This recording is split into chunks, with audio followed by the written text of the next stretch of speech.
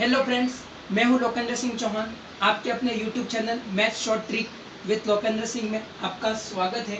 हम आयतन का आज पार्ट 2 पढ़ने के लिए जा रहे हैं। आयतन का पहले पार्ट में हम बेसिक पढ़ चुके हैं। घन, घनाभ, आयत, घन, घनाभ, शंकु, बेलन, गोला आदि अर्धगोला के बारे में पढ़ चुके हैं। उनका बेसिक बताया था। आज हम क्वेश्चन करेंगे। उससे पहले सीएम सर ने अपनी वीसी में स्पष्ट कर दिया। मैं बताना चाहूँगा कि सितंबर में किसी भी हाल में नीट का एग्जाम करवाएंगे।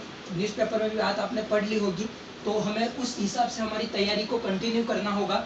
उससे पहले अगर आप चैनल पर नए हैं तो चैनल को सब्सक्राइब कर लें, तथा कुछ भी नया टॉपिक या कुछ टॉपिक में कमी लग रही है या टॉपिक में कोई क्वेश्चन समझ में नहीं आ रहा है, आप कमेंट बॉक्स में कमेंट करें तथा अधिक से अधिक शेयर करें।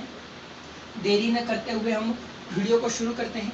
क्वेश्चन नंबर पहला है, एक कमरा 12 मीटर लंबा, 9 मीटर चौड़ा तथा 8 मीटर ऊंचा है। इसमें अधिकतम किस लंबाई का बांस रखा जा सकता है?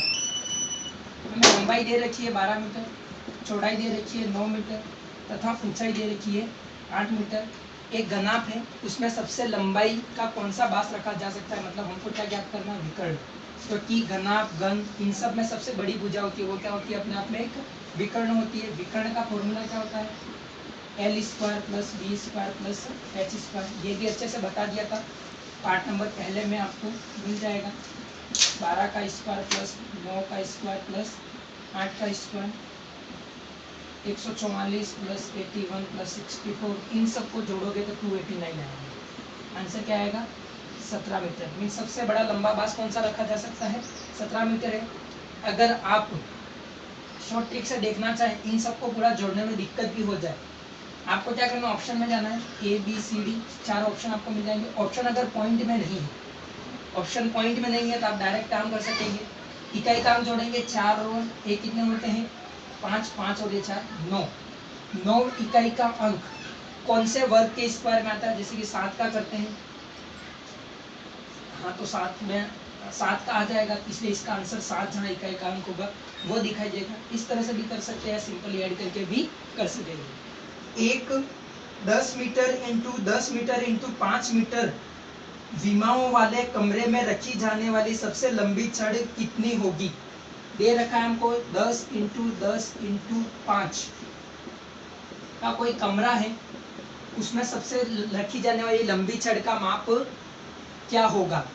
मतलब 10 है वो लंबाई है, 10 मीटर फिर लंबाई है, और ये क्या है? हमारी ऊंचाई है। कभी भी 10 इंटू 10 इंटू 5 या 4 इंटू 5 इंटू 3 दे रखा हो तो उसका मतलब क्या होता है? L into B into H होता है। विकर्ण हमको याद करना है, बार बार मैं फॉर्मूला नहीं लिखूंगा। 10 का स्क्वायर प्लस 10 का स्क्वायर प्लस 5 का स्क्वायर, ये हो जाएगा 10 का स्क्वायर 100, 10 का स्क्वायर 100, 100 100 200, 5 का स्क्वायर 25, 225 हुआ टोटल। 225 का स्क्वायर रूट कितना होता है हमारे लिए? 15। मतलब सबसे लंबी छड़ कौन सी रखी जा सकती है? 15 मीटर की रखी जाएगी। रीता और मीता दोनों के लंच बॉक्स घनाभाकार के हैं। रीता के बॉक्स की लंबाई तथा चौड़ाई मीता के बॉक्स से 10% अधिक है। नाम मैं देख लेता हूँ, रीता तथा मीता, आर और एम की लिख देते हैं। तो क्वेश्चन में दिया गया है, रीता के बॉक्स की लंबाई तथा चौड़ाई मीता के बॉक्स से 10% अधिक है। मान लेते हैं इसका 100 होगा तो इसका क्या होगा? 110। अपन लंबाई की बात कर रहे हैं, चौड़ाई की बात करें तो ये भी 100 होगा, ये भी क्या हो जाएगा? 110 हो जाएगा। परंतु रीता के बॉक्स की गहराई मीता के बॉक्स की गहराई से 20% क्या है? कम है। मतलब रीता के बॉक्स की लंबाई 20% कम है, तो इसकी 100 होगी तो इसकी कितनी हो जाएगी? 80 हो जाएगी। तो रीता के बॉक्स की धारिता तथा मीता के बॉक्स की धारिता का अनुपात क्या होगा? धारिता का मतलब क्या है? एक तरह का आयतन ही है, और हमें इन दोनों के आयतनों का क्या निकालना है? अनुपात निकालना है। रीता अनुपात मीता, सिंपली हम देख लेंगे। 110 आयतन का फॉर्मूला क्या होता है? लंबाई इंटू चौड़ाई इंटू ऊंचाई। 110 इंटू 110 इंटू 80, ये रीता की बात हो गई। अनुपात निकालना हमको 100 इंटू 100 इंटू 100, ये किसकी बात हो गई? मीता की हो गई। सिंपली हम ऐड करेंगे 0 0 और 0 कट जाएगा, 3 0 से ये 3 0 हमारे कैंसिल हो जाएंगे, ये कटेगा 5 2 के पहाड़े से तो 5 बार, ये कटेगा तो 4 बार, ये कटेगा तो कितना हो जाएगा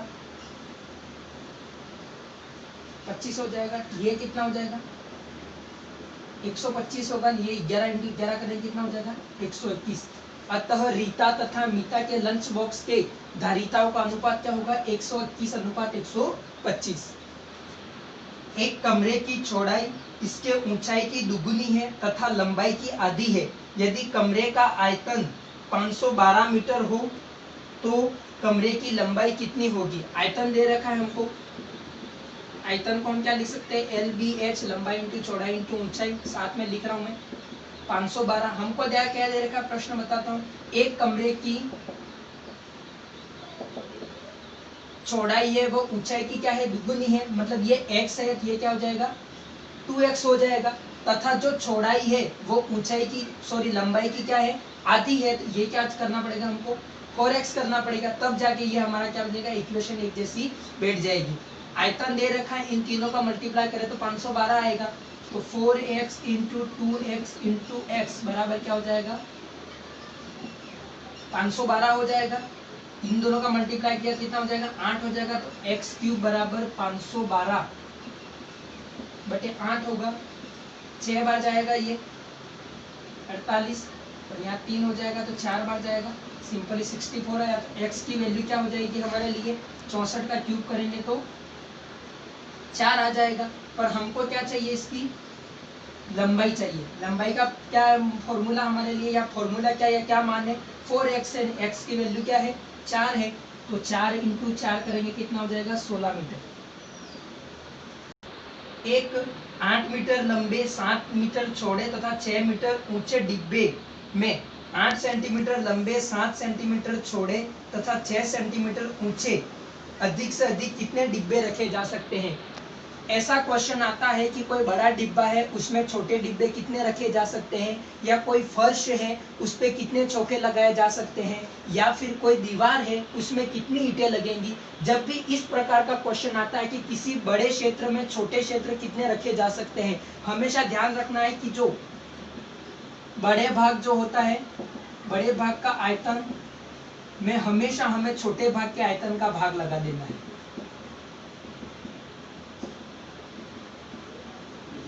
अब ये कोई फॉर्मूला नहीं है कि छोटा भाग या बड़ा भाग कौन सा होता है। जो बड़ा क्षेत्र दिखेगा वो हमेशा ऊपर होगा, छोटा क्षेत्र होगा नीचे होगा। अब पहले हमको क्या दे रखा है 8 मीटर चौड़े इंटू 7 मीटर 8 मीटर लंबे 7 मीटर चौड़े था 6 मीटर ऊंचे बड़े डिब्बे में छोटे डिब्बे कौन सी सेंटीमीटर के हमको दे रखे 8 centimetre into 7 centimetre into 6 centimetre इस तरह से दे रखे। पर दिक्कत क्या है, ये मीटर में है और ये क्या है सेंटीमीटर में। हमको इस मीटर को किस में चेंज करना पड़ेगा सेंटीमीटर में। 1 मीटर बराबर 100 सेंटीमीटर होते हैं। यहाँ पर 3 बार मल्टीप्लाई क्या होगा, ये भी मीटर में, ये भी मीटर में और ये भी मीटर में। ये तीनों आपस में क्या हो जाएंगे कैंसिल हो जाएंगे। 1 बचा, तो ये आंसर क्या आ जाएगा इसका, यहाँ पर आंसर लिख देता हूँ। 1 के बाद 6 जीरो आ जाएंगे। 10 लाख क्या रख सकते हैं हम, छोटे छोटे डिब्बे रख सकेंगे। क्वेश्चन है 4 मीटर लंबी 3 मीटर ऊंची तथा 13 सेंटीमीटर चौड़ी दीवार को बनाने के लिए 20 सेंटीमीटर लंबी 12 सेंटीमीटर चौड़ी तथा 6.5 सेंटीमीटर ऊंची कितनी ईंटों की आवश्यकता होगी। मैंने अभी जैसे क्वेश्चन करवाया है, बड़ा क्षेत्रफल ऊपर होगा और छोटा क्षेत्रफल क्या होगा नीचे होगा। अब दीवार बड़ी होती है, ईंट हम अच्छे से जानते हैं कि दीवार बड़ी होती है, दीवार का क्षेत्रफल वाला ऊपर आएगा, आयतन वाला ऊपर आएगा और ईंट के आयतन वाला नीचे आएगा। जो मान दिए वो लिख देते हैं।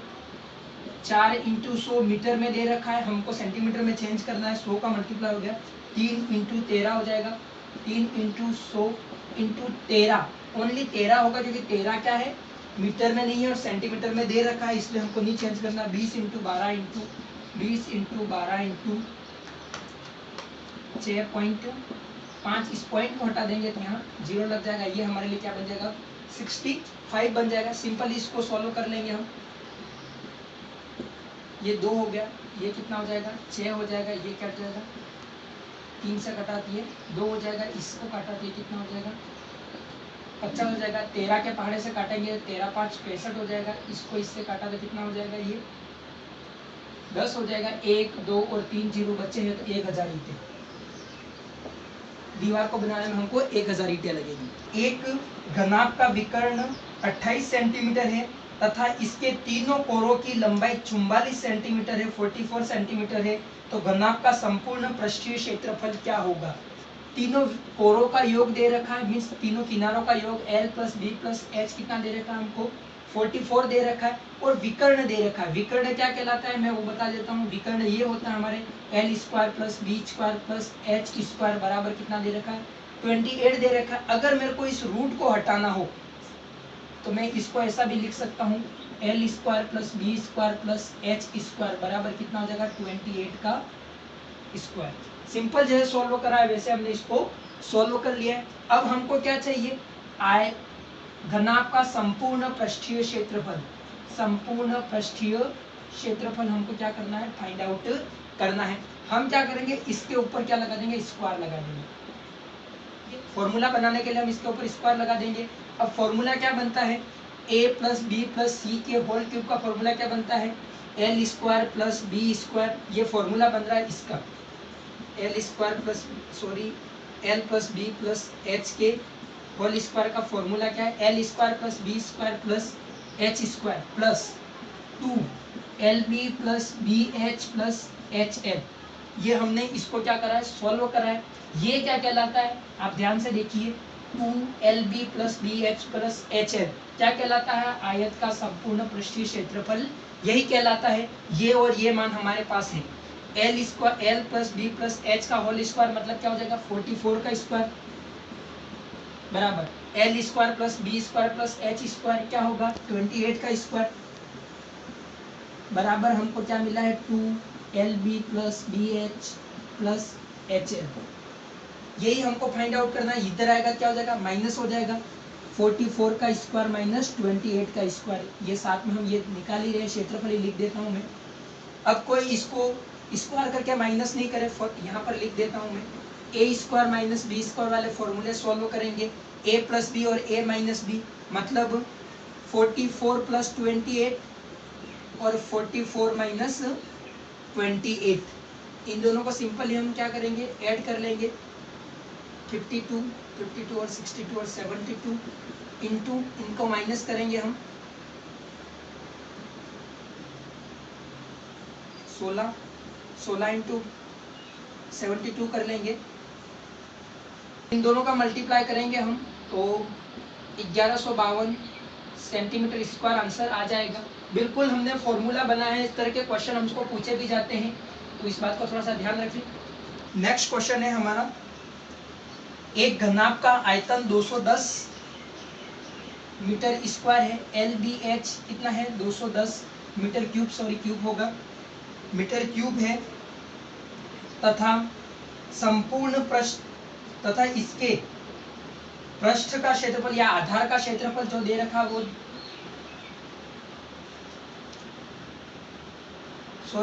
इसके संपूर्ण पृष्ठीय जो क्षेत्रफल है 2LB, यहाँ पर लिख देता हूँ, संपूर्ण पृष्ठीय क्षेत्रफल वो दे रखा है हमको 214 मीटर स्क्वायर तथा इसका आधार का क्षेत्रफल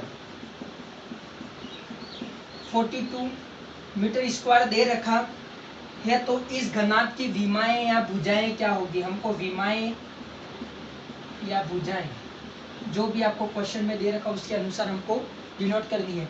आयतन दे रखा है हमको, आधार का क्षेत्रफल दे रखा है, संपूर्ण पृष्ठीय क्षेत्रफल दे रखा है, हमको इसकी भुजाएं या विमाएं निकालनी है। हम ऑप्शन मेथड पे जाएंगे। आधार का क्षेत्रफल क्या होता है? लंबाई इंटू चौड़ाई। और ये जो लिखे होते हैं हमारे लंबाई इंटू चौड़ाई इंटू ऊंचाई के क्रम में लिखे होते हैं, मीन्स ये लंबाई है, चौड़ाई और ये ऊंचाई है। हम डायरेक्ट ऑप्शन मेथड पे चलेंगे, सारे क्वेश्चन इससे भी हो सकते हैं। 42 दे रखा है, हम दो आगे वाले अंकों को देखें कि किसका गुणा करने पर 42 आता है। 5 इंटू 4 करते 20 होगा, ये ऑप्शन नहीं हो सकता है। 6 इंटू 5 करेंगे 30 होता है, ये ऑप्शन नहीं हो सकता है। 7 इंटू 6 करेंगे 42 आ रहा है, आंसर ये सही हो जाएगा। आधार का क्षेत्रफल 42 मिल रहा है, मतलब ये हमारा आंसर सही है। इसको थोड़ा सा और आगे वेरीफाई करना हो, 42 आ गया हमारे और आयतन कितना है? 210 है, तो हम डायरेक्ट भी लिख सकते हैं कि 42 में ऐसा कौन सा इकाई का अंक है जिसका मल्टीप्लाई करने पर आंसर क्या आ जाए? 0 आ जाए। इसलिए 2 में 3 का मल्टीप्लाई करेंगे तो 6, ये मेथड सेकंड बता रहा हूँ, पहले वाला बता दिया, ये नहीं हो सकता है। 4 में 2 का मल्टीप्लाई करेंगे 8 आएगा, ये भी नहीं हो सकता है। 5 में 2 का मल्टीप्लाई करेंगे तो 10 हो जाएगा, मतलब आंसर नंबर ये सी सही हो जाएगा। दोनों में से कोई भी मेथड आप अपना सकते हैं। 1.5 हेक्टेयर के क्षेत्रफल के मैदान में 5 सेंटीमीटर गहरी बारिश गिरने पर इकट्ठे हुए पानी का आयतन क्या होगा? 1.5 हेक्टेयर का कोई क्षेत्र है, उसमें 5 सेंटीमीटर की क्या हुई है, सॉरी हाँ 5 सेंटीमीटर क्या हुई है, बारिश हुई है। तो हमको क्या कर, 5 मीटर की बारिश ले रखी है इसमें, हाँ 5 सेंटीमीटर गहरी बारिश हुई है, तो हमें इसका आयतन ज्ञात करना है। आयतन का फॉर्मूला क्या होता है, ये क्षेत्रफल दे रखा और ये दे रखा है, आधार का क्षेत्रफल इंटू ऊंचाई करने पर हमारे पास क्या आ जाता है, आयतन आ जाता है। सिंपली हम इसको सॉल्व कर लेंगे। ये हेक्टेयर में दे रखा, उसको हमको मीटर में चेंज करना पड़ेगा, सेंटीमीटर में चेंज करना पड़ेगा। 1 हेक्टेयर बराबर होता है 10,000 मीटर। तो हम सिर्फ इसका क्या करना पड़ेगा, मल्टीप्लाई करना हमको। 1.5 इंटू 10,000 तो हो जाएगा, इंटू 5 सेंटीमीटर में दे रखा, उसको किस में बदलना पड़ेगा, मीटर में। तो 100 का क्या हो जाएगा, भाग लग जाएगा। ये 3 जीरो से ये 3 जीरो तो कैंसिल हो जाएंगे। 15 में 5 का मल्टीप्लाई किया तो कितना हो जाएगा 75, और उसमें 10 का मल्टीप्लाई होगा तो 750। मीन्स आयतन कितना आ जाएगा 750 मीटर क्यूब आंसर आएगा इसका। तो के बने एक घनाभ का भार 16 किलोग्राम है। यदि इसकी सभी विमाओं में से प्रत्येक को पहले का 1/4 कर दें तो नए घनाभ का भार कितना होगा? बिल्कुल इजी क्वेश्चन है कि कोई घनाभ दे रखा है, उसका भार हमको 16 किलोग्राम दिया गया है, तथा इसके प्रत्येक भुजा को क्या कर दिया उसने 1/4 कर दिया है। तो भुजाएं 1/4 करने पर आयतन क्या होगा, आयतन भी उसका 1/4 हो जाएगा, मीन्स 1/64 हो जाएगा। अब 16 किलोग्राम का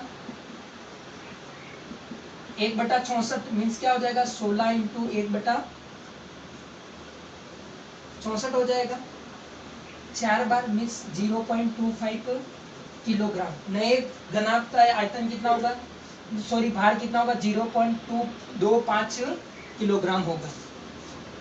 उम्मीद करता हूँ आपको वीडियो पसंद आया होगा, तथा वीडियो को आप लाइक करें एंड शेयर करें, सब्सक्राइब करें। Thank you all of you.